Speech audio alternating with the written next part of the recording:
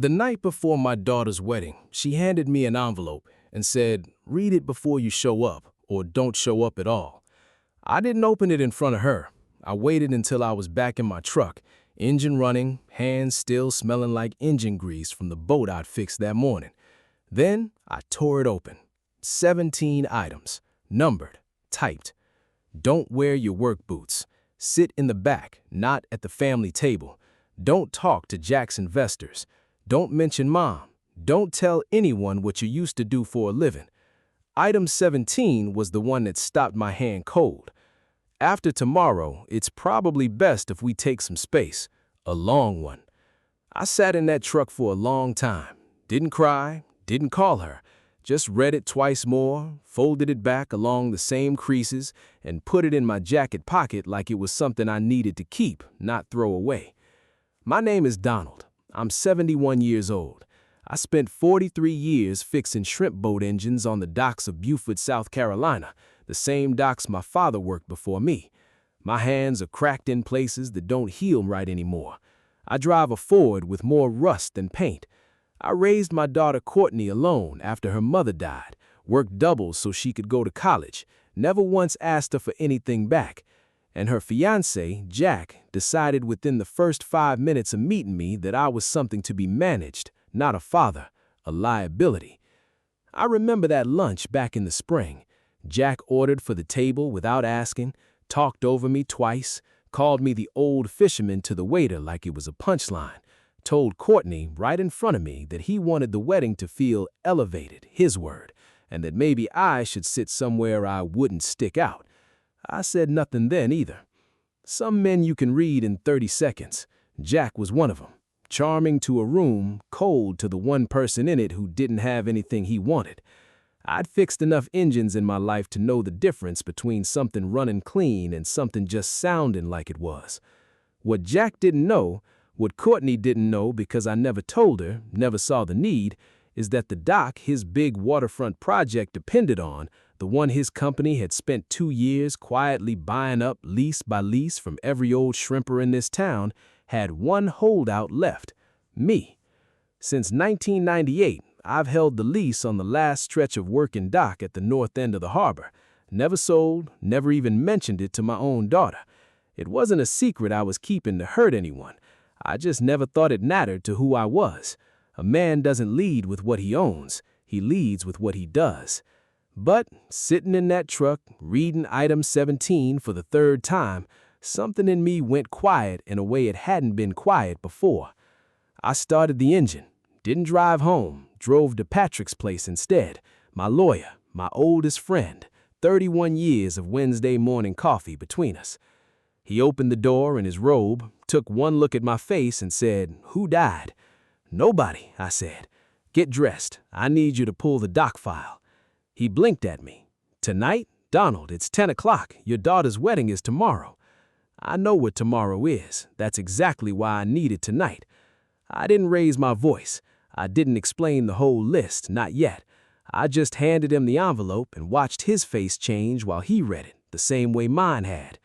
When he got to item 17, he looked up at me, slow. "Donald," he said quietly, "what do you want to do?" I looked past him into his house, at the porch light buzzing with moths, at the quiet street where I'd lived my whole plain, unremarkable life. I want them to find out who I am, on their own time, not mine. He didn't ask me anything else after that. I just grabbed his keys. What happened at that wedding the next day, what Jack didn't know was coming, what Courtney didn't know she'd already lost, none of it would have been possible if I hadn't spent 26 years being exactly the kind of man nobody thought to ask questions about.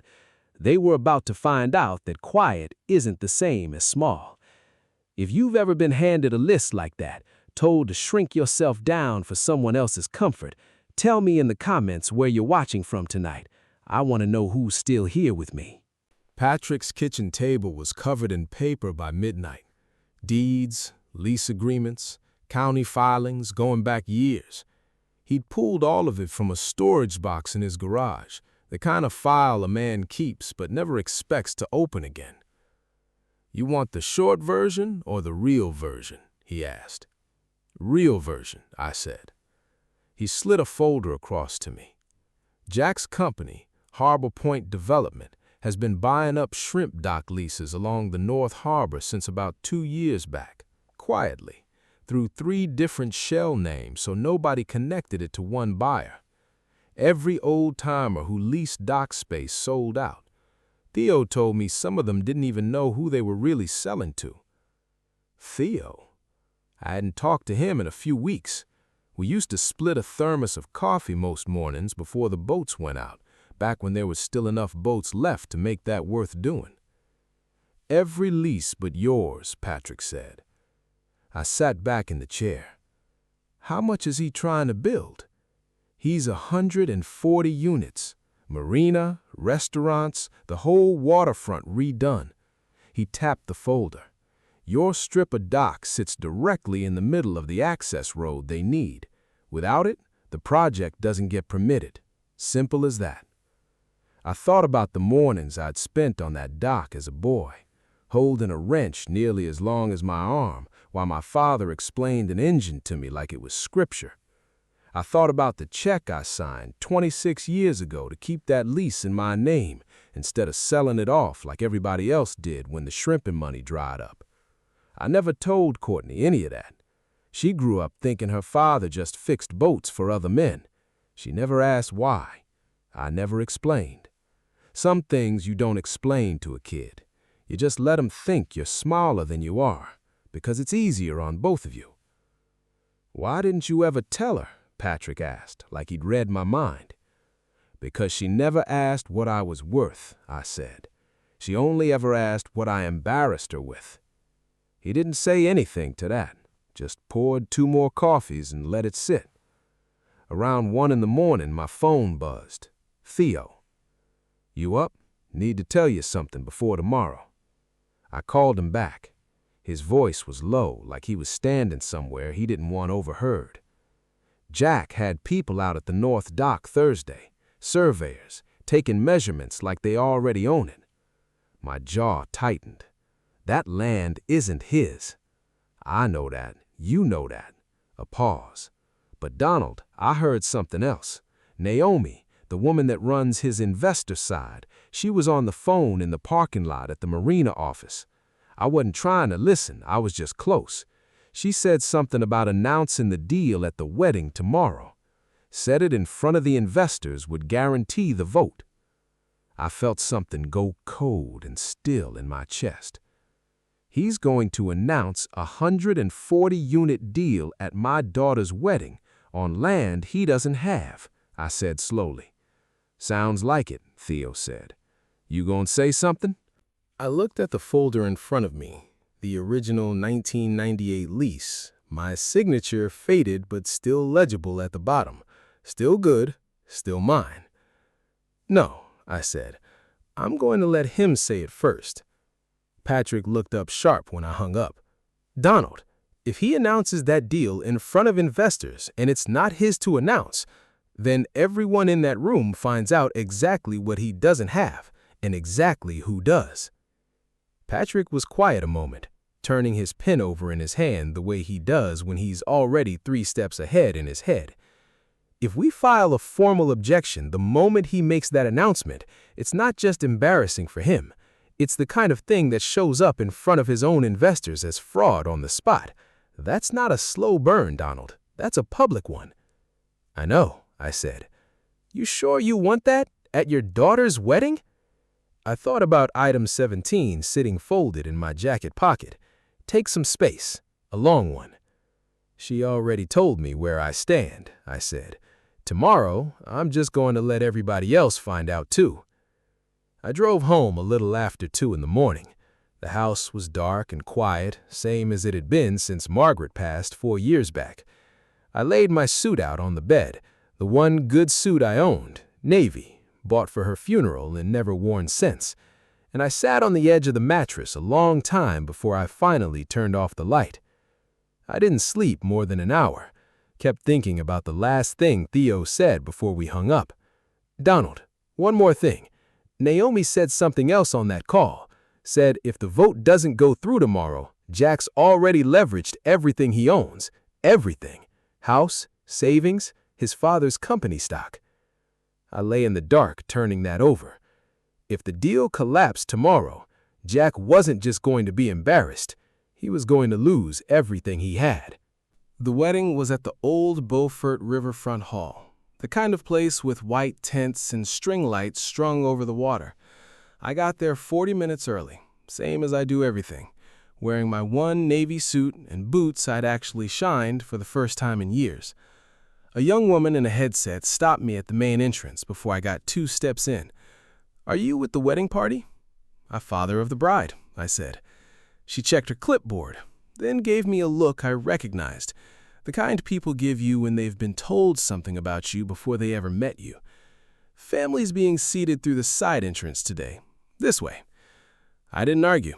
I walked around the building, past the kitchen staff hauling in trays, and came in through a door that smelled like dish soap and cut flowers. Nobody greeted me. I found a folding chair at the very back, past the last row of the family section, next to a speaker stack. I sat down, folded my hands, waited.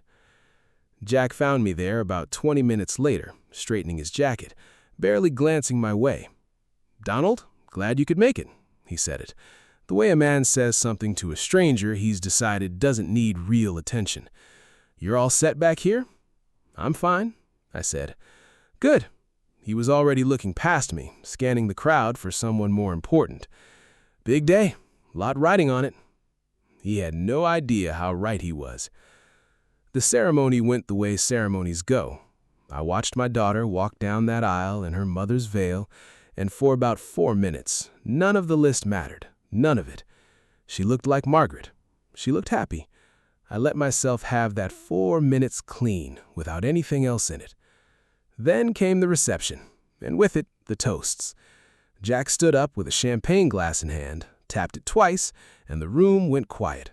He thanked his parents, thanked Courtney's mother's memory in one flat sentence that didn't sound like he meant it, didn't mention me at all.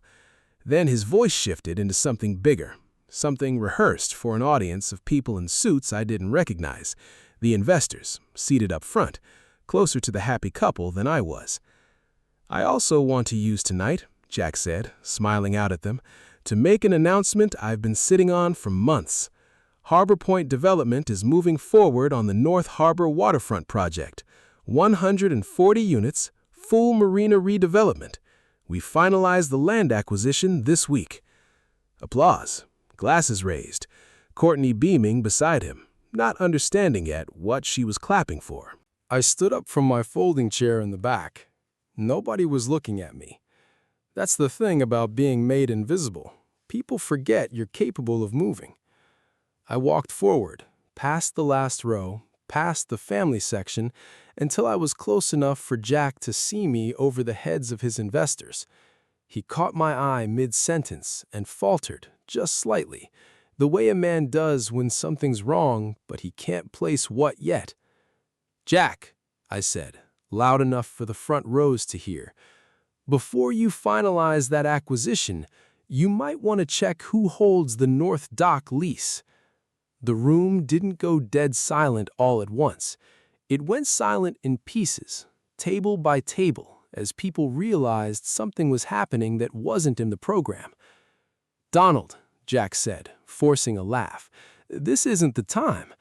"It's exactly the time," I said. "I told a room full of investors that land is yours. It isn't." Naomi, seated near the front, went very still. I saw her reach for her phone. "The North Harbor dock lease, the one your whole project depends on, has been mine since 1998. It was never for sale. Nobody ever asked me." Jack's face was still on his face, but it had stopped meaning anything. That's not possible. We acquired every lease on that strip." "Every lease but one," I said. "Mine." Courtney was staring at me now, champagne glass frozen halfway to the table, her face doing something I hadn't seen since she was a kid. Genuine confusion, the kind that comes before a much bigger feeling arrives. "Dad," she said quietly, "what are you talking about?" I looked at my daughter, and for 1 second I almost softened it. Almost. Ask your husband what happens to his 140-unit project when the man he sat in the back by the speakers holds the one piece of ground he needs and never signs it over. Jack's face had gone the color of old dishwater. One of the investors near the front, an older man in gray, leaned over and murmured something to the woman beside him. I watched 2 more pull out their phones. Patrick appeared at the edge of the tent right on time, folder in hand, like we'd rehearsed it, because we had. He didn't come in loud. He walked straight up the aisle in his good suit and handed Jack a single sealed envelope in front of everyone. Formal notice of lease dispute, filed this morning, copies going to your investors' council by end of day. Jack didn't open it. He just stood there holding it, while 200 people watched the deal he'd bragged about 30 seconds earlier come apart in real time. Courtney set her glass down slowly. "Dad," she said again, and this time her voice cracked right down the middle. "What did you do?" I looked at her steady. "I didn't do anything to you," I said. "I just stopped being invisible." I turned and walked back through the crowd toward the side entrance, the same door they'd sent me in through, and I did not look back to see Jack's face when the first investor stood up from his table and walked out. My phone buzzed in my pocket before I'd even reached my truck. Courtney, first call. I let it ring. By the time I got to my truck, my phone had rung 4 times. I sat in the driver's seat with the engine off and watched the screen light up over and over in the dark parking lot. Courtney's name pulsing each time like something trying to get my attention through glass. I didn't answer, not because I wanted to hurt her, because I needed her to sit with it a while first, the same way I'd sat with item 17 in that envelope the night before. Patrick called instead, 10 minutes later. "You should see this place. 3 investors already left. Naomi's on the phone with Jack's legal team right now, and from what I can hear, they didn't know about the lease dispute either. Jack apparently told them the acquisition was clean."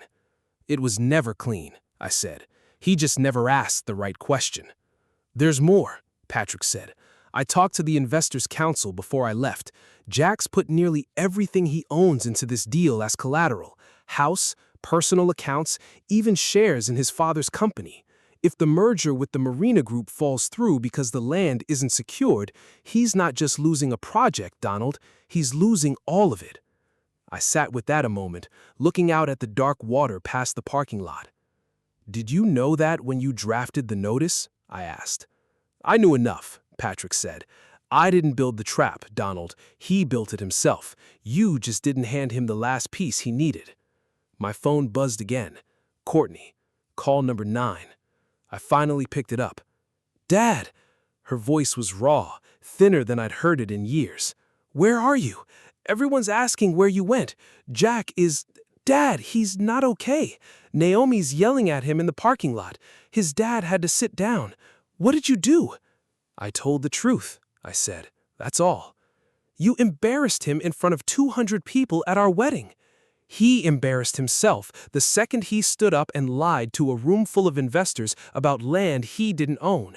I just happened to be the man standing there who knew it." Silence on the line. I could hear the reception still going behind her, quieter now, the string lights probably still on, the tent probably half empty. "Why didn't you ever tell me you owned that lease? 26 years, Dad. You let me think you were just..." She stopped herself before she said it, but I heard the shape of the word anyway. "Nothing. I let you think whatever you wanted to think, because you never once asked. You wrote me a list of 17 rules for how to exist at my own daughter's wedding, Courtney. You told me to skip the family table. You told me not to mention your mother, and the last line told me to disappear after tomorrow. A long time. Those were your words." "I didn't mean it like..." "I meant it exactly like that," I said. "Not unkind, just certain." She didn't answer that. I could hear her breathing, uneven on the other end. "Jack's investors are gone, Dad. I don't even understand what's happening. Is he going to lose everything?" "That's not something I control anymore. That's something he built by himself, one bad decision at a time. I only stopped hiding what was already mine. Come back, please, talk to me. Not like this, not over the phone. I looked at the dashboard clock. Almost 11. Not tonight. Tonight you need to sit with your husband and figure out exactly how deep this goes. Tomorrow, if you want to talk to your father, instead of the man who embarrassed your husband, you call me. I'll answer. Dad! I love you, Courtney, I said. That hasn't changed since I read that envelope, but I'm done being a man you put in the back row of my own family. I hung up before she could answer, not out of anger, out of exhaustion, and something close to grief for the version of tonight we could have had if she'd never written that list at all. My phone buzzed twice more before I made it home. I let both go to voicemail. The second one wasn't Courtney. It was Jack. I almost didn't listen to it, but I did, standing in my dark kitchen with my shoes still on, the same kitchen where I'd read that envelope 24 hours earlier. His voice was different than I'd ever heard it. No charm left in it at all, just something flat and scared underneath. Donald, I don't know what you want. Money, an apology, just call me back, please. There's things you don't understand about what I owe people. If this deal doesn't close by Friday, I lose everything. Everything, Donald. My father's company stock is in this. Please. I set the phone down on the counter and stood there a long time in the dark, thinking about a boy who used to hold a wrench too big for his hands on a dock that a man like Jack had never once bothered to walk down and understand. Friday was 3 days away. I had a decision to make, and for the first time since I'd read that list, I wasn't entirely sure what the right one was. Friday came in gray and quiet, fog sitting low over the harbor the way it does most mornings in Beaufort. I was at the north dock by 6, same as I'd been most mornings of my life, checking a bilge pump on Theo's boat that didn't really need checking. I just needed my hands on something.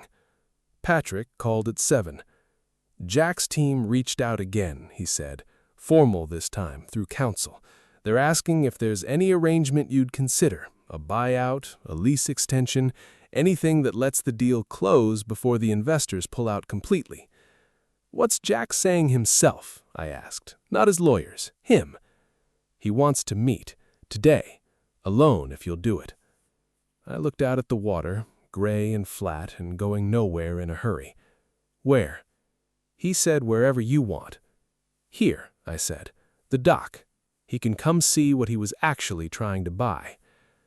Jack showed up a little after 2, in jeans instead of a suit for the first time since I'd known him, looking like a man who hadn't slept much since Saturday.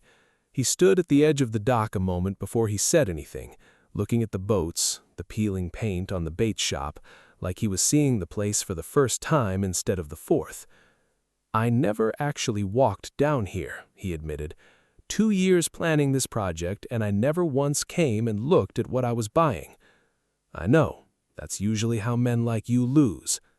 He almost smiled at that, tired. I'm not going to pretend I didn't deserve Saturday, he said. I built this deal on other people's leases and never asked what it cost them to sign. I told a room I owned something I didn't. That's on me. It is, I agreed. I'm not here to ask you to save the project, he said. I know that's gone. Naomi already pulled out. 2 of the investors are gone for good. I'm here because... He stopped, looked down at the weathered boards under his feet. Because I put everything I had into this project, my house, my father's stock, and I did it without ever once thinking about what I was standing on to get there. I think I need to hear that from you, not from my lawyers. I set down my wrench. You want to know what you were standing on? Yes. 43 years, I said. My father before me. A dock I kept in my name when everybody else sold out, because I remembered what this town looked like before men like you decided it needed to look like somewhere else. That's what you were standing on, Jack. Not dirt, not permits, people. He nodded slow, like it landed somewhere it hadn't before. I'm not going to sign the lease over, I said. Not to you, not to anyone. But I'll tell you what I told your father on the phone last week. The land stays working. Boats stay in the water. If you want to be part of something here, it won't be 140 condos. It'll be something smaller, something that doesn't erase what's already standing. That's not the deal I built. No, I said, it's the deal you should have built.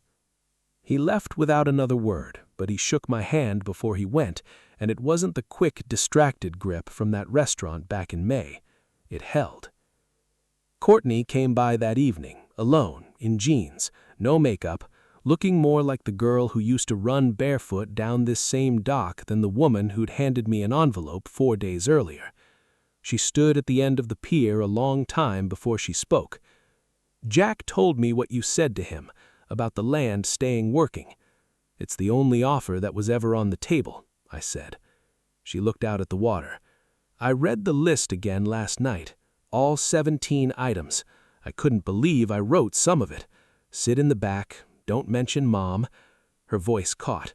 "I was so scared of what his family would think of where I came from that I tried to erase where I came from. I erased you, Dad." I didn't rush to make it easier for her. Some things a person has to say all the way through. "I'm not going to tell you it didn't hurt. It did. Bad enough that I sat in my truck that night deciding whether to even come tomorrow at all. Why did you? Because you're my daughter, and because I was tired of being a man nobody thought to ask about." She came and stood beside me at the rail, close enough that our shoulders touched, and for a while neither of us said anything. Just watched the fog lift slow off the water the way it does most evenings in Beaufort, revealing the same worn boats, the same cracked pilings, the same town I'd spent my whole plain life inside of. "Can we start over?" she asked. "Not from the wedding, from before that, from actually knowing you." "We can start from today," I said. "That's the only place either of us actually has." She nodded, wiped her face with the back of her hand, and for the first time in longer than I could remember, she reached over and took my hand the way she used to when she was small enough to need help crossing the parking lot. "I never got rich off that lease. Never wanted to. What I got was something better, though it took losing almost everything with my own daughter to understand it. The difference between being invisible and being humble was never as small as I thought. Humility is choosing not to make noise about what you're worth. Invisible is letting other people decide your worth for you. I spent 26 years quiet. It nearly cost me my daughter. If there's one thing I'd tell any man reading a list somebody handed him, telling him how small to make himself for one more day, don't wait as long as I did to stop."